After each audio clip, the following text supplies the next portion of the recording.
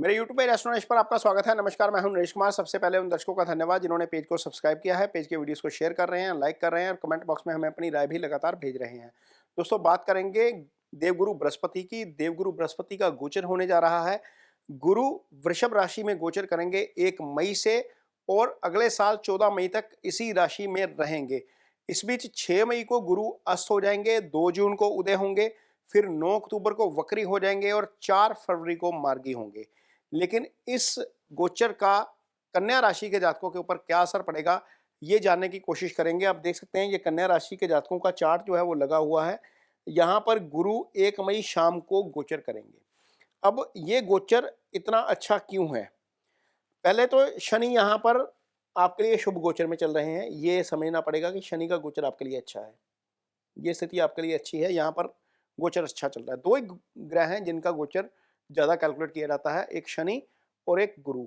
शनि जो है वो टाइम के कारक हैं, गुरु ब्लेसिंग के कारक हैं। जब दोनों ग्रह एक साथ शुभ गोचर में आ जाते हैं तो निश्चित तौर पर आपको उसके अच्छे फल देखने को मिलते हैं। यहाँ पर देखेंगे, समझेंगे कि कहाँ कहाँ चीज़ें आपके लिए बेटर हो जाएंगी। अब गुरु इस भाव से गोचर करेंगे। ये भाव आपकी कुंडली में जो है वो भाग्य स्थान है। हालांकि गुरु शुक्र की राशि में है, लेकिन चूंकि भाग्यस्थान में है, भाग्यस्थान के कारक ग्रह गुरु हैं, इसलिए यहां पर गुरु का गोचर बहुत अच्छा माना जाता है। बहुत सारी चीजें आप देखेंगे कि चेंज होती हुई नजर आएंगी आपको लाइफ में आगे जाकर। अब गुरु की दृष्टि यहां पर कहां पड़ेगी? सबसे पहले तो आपकी राशि के ऊपर ही पड़ेगी। ये 5वीं दृष्टि है गुरु की। गुरु की 7वीं दृष्टि यहां से हम सीधा देखते हैं तो इस भाव के ऊपर पड़ेगी। ये पराक्रम का भाव है, ये आपके छोटे भाई का भाव है। गुरु की 9वीं दृष्टि यहां पर रहेगी आपके इस भाव के ऊपर। अब हुआ क्या है, आपकी कुंडली का ट्रायंगल एक्टिवेट हो गया है, ये वाला, इसको बोलते हैं त्रिकोण। कुंडली का सबसे शुभ भाव 9वां होता है। 9वां भाव एक्टिव, आपका लगन एक्टिव, आपका पंचम एक्टिव और आपका तीसरा भाव एक्टिव जो पराक्रम का भाव। होगा क्या, गुरु आपकी कुंडली में 2 भावों के स्वामी हैं। एक चौथा भाव, इसको सुख स्थान कहते हैं। एक 7वां भाव, यहां से पार्टनर देखा जाता है। लाइफ पार्टनर और बिजनेस पार्टनर दोनों यहां से देखे जाते हैं। अब गुरु चूंकि शुभ गोचर में है, यदि आपकी अंतर्दशा गुरु की चल रही है तो निश्चित तौर पर इन 2 घरों का भी फल करेंगे। अदरवाइज गुरु दृष्टि का तो फल करेंगे ही करेंगे। अब यहां पर सबसे पहले क्या होगा, केतु का गोचर चल रहा था आपके लिए जो है वो 30 अक्टूबर से आपके चंद्रमा के ऊपर से। जब केतु का गोचर चंद्रमा के ऊपर से होता है तो आपको डिससैटिस्फैक्शन जैसी फीलिंग होती है। आप पूरा सेटिस्फाइड नहीं फील कर पाते, चाहे वो कर्म का मामला है, प्रोफेशन का मामला है, सोशल लाइफ का मामला है, रिलेशनशिप का मामला है, वहां पर डिससैटिस्फैक्शन की फीलिंग आती है आपको। तो जब गुरु की दृष्टि इसके ऊपर आएगी तो यहाँ पर डिससैटिस्फैक्शन की फीलिंग जो है वो थोड़ी सी कम हो जाएगी। अब दूसरी चीज क्या होगी, केतु ऐसा ग्रह है जो आपको अध्यात्म से भी जोड़ता है और केतु की 9वीं दृष्टि कहां जा रही है, गुरु के ऊपर, यानी कि 9वें भाव के ऊपर। 9वां भाव कहां पर है, 9वें भाव में क्या है, गुरु खुद आकर बैठ गए। अब क्या हो गया, गुरु भी अध्यात्म के कारक ग्रह, केतु भी अध्यात्म को जो है वो रिप्रेजेंट करते हैं और दोनों ने वो 9th एक्टिवेट कर दिया। 9th भाग्य का भी स्थान है, 9th अध्यात्म का भी स्थान है, 9th आपकी धार्मिक जर्नी का भी स्थान है।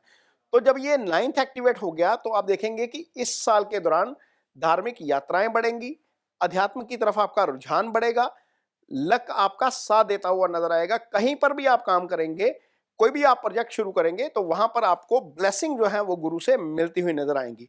ब्लेसिंग इसलिए मिलती हुई नजर आएंगी क्योंकि पंचम का स्वामी शनि भी आपका शुभ गोचर में है, तो पंचम तो एक्टिवेट है पहले ही, गुरु ने वहां पर और आकर एक्टिवेट कर दिया। तो ये चीजें आपके लिए थोड़ी सी, देखिए, ये भी एक्टिवेट, ये भी एक्टिवेट, ये भी एक्टिवेट, कोई काम करेंगे तो फिर वो पीछे कैसे रह जाएंगे आप, वहां पर आपको रिजल्ट मिलेगा ही मिलेगा। डेफिनेटली कोई भी प्रोजेक्ट करिए आपको उसमें सफलता मिलती हुई नजर आएगी। अब गुरु जब यहां है तो दृष्टि पड़ रही है यहां, कोई भी काम करेंगे कोई कंफ्यूजन नहीं है, कहीं पर भी काम करेंगे कोई डिटर्मिनेशन के साथ करेंगे, पूरे कॉन्फिडेंस के साथ करेंगे, पूरे पराक्रम के साथ करेंगे, पूरी मेहनत लगा के करेंगे। तो ये गुरु की इस भाव के ऊपर दृष्टि का फायदा है। छोटे भाई के साथ तालमेल बेटर होगा। छोटे भाई की यदि हेल्थ को कोई इशू है तो वहां पर आपको देखेंगे कि आपको इंप्रूवमेंट होती हुई नजर आ रही है। तो पराक्रम वाला भाव एक्टिव होना गुरु के द्वारा ये एक बहुत अच्छा सिग्नल है आपके लिए कि आप लाइफ में अगले 1 साल अच्छा करेंगे। गुरु की दृष्टि यहाँ पर जा रही है सीधा 5वें भाव के ऊपर। 5वां सुप्त भाव होता है, इसको संतान भाव बोलते हैं।